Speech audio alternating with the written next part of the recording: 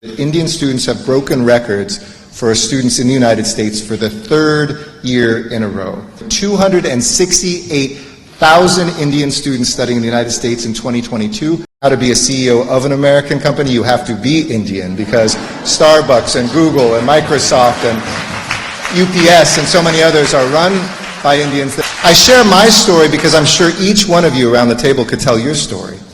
Maybe growing up and hearing about this place, America, never thinking you would be there, or maybe you always aspired one day to see that or to study there, or maybe it was the cause or the subject area that you were aspiring to know more about when you learned about a program like the Humphrey Fellows and never thought that you'd be accepted, right? We always think there's somebody better. There always is somebody better.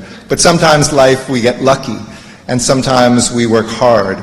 And you have been building this bridge that has been extending from India to the United States over the last many decades. By the way, I think a history that is much stronger than not. When the United States advocated for India's independence to the British before the end of World War II. When America launched the Green Revolution together with a newly independent country that helped a country feed itself, and then took the money that India insisted on paying us in rupees and put it back into India in the largest research and educational grant program in the world's history that helped the IITs and other things get started here. When we looked even at the toughest years, there were still the people-to-people ties that you embodied that really built this bridge that, as I describe it, at least from India to the United States, it's like a steel-reinforced, perfectly engineered, beautifully architected bridge. Unfortunately, when it comes to the U.S. to India, for too long, besides some of us that were interested in India, the bridge back has looked a little bit like a rope bridge with missing planks. And so part of my mission is to make sure that America sees the brilliance of India, understands India more, that we equalize this relationship and bring more American students to study here, just as you have, because we have as much to learn from India as India has to learn from us. So the nearly 200 Indian citizens who have been the bridge builders, I want to thank you. Because you crossed bravely long before there was a term Indo-Pacific, you were the Indo-Pacific. And it's funny when policymakers in Washington, D.C., I think it was during President Obama's time, said, we're going to pivot away from the Atlantic to the Pacific. Well, I'm from Los Angeles. I was raised looking at the Pacific and the Indian Ocean. The Indo-Pacific is my home.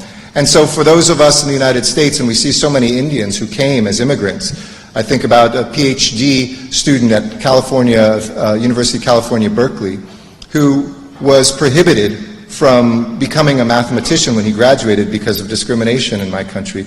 So instead he went into agriculture in Southern California, was very successful, and then ran for a local judgeship, won it, and then a few years later became the first Asian American, period, to join the United States Congress in 1950s, and opened up the door that now is filled with Indian Americans who, the joke was, in the old days, you couldn't succeed if you're Indian American in a business. Now to be a CEO of an American company, you have to be Indian, because Starbucks and Google and Microsoft and UPS and so many others are run by Indians that, again, embody what this bridge is all about. But we're not just marking history here tonight. I'd like to think that actively we're also making history. And let me share with you the metrics of that. As we celebrate International Education Week, and a time that we celebrate academic exchange and student exchange, I also want to highlight how we're doing. Because when I came here as ambassador, I said I would work with my brilliant team and would bring visa wait times down, and we would bring the number of visas up. And it's exciting because the just released 2023 Open Doors report showed that Indian students have broken records for students in the United States for the third year in a row. The report indicated there were more than 268,000 Indian students studying in the United States in 2022-23. In fact, Indian students are now a quarter of all students coming from abroad to the United States. And India recently surpassed China to become the largest source of international graduate students, period, in the United States for the first time in more than a decade. This was a surge of admissions from brilliant Indian students, just like you, who applied for programs just as like the one that you did. It increased 63% year on year, the admissions of Indian graduate students to the United States. That is a tremendous accomplishment. But this is more than numbers. As I said, it's not just about the quantity, it's about the quality. And you all as Humphrey Fellows, Humphrey alumni, know this better than anyone. And I hope you get a chance to meet a fellow, I don't know what the gender-neutral term is, or fella, or a woman or a man who's been part of the Humphrey program, and that you get to know each other.